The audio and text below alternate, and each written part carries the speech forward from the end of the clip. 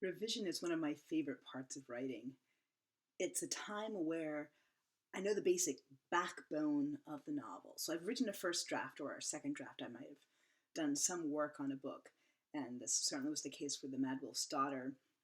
Each time I revised, I discovered something new.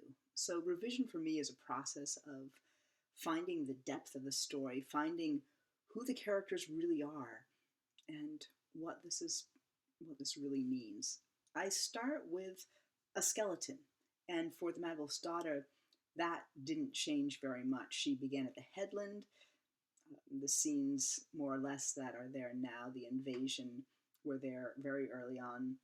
She had her journey, and she ended up at the castle. I started writing Mad Wolf's Daughter in June 2015. I wrote probably 700 pages or thereabouts total, with all the rewrites, all the revision. And I don't consider any of those wasted pages. I needed to go through a thought process to reach where the book is now. In one early draft, Emmerich actually didn't live. He didn't really have a name. He was somebody she found at the bottom of the ravine, and he had a map on him in his belt or something that she was going to use to find her way to the castle.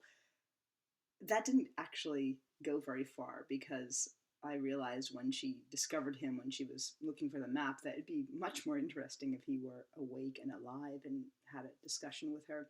And as soon as I brought him back to life, he became a wonderful character and became a pivotal character in the book.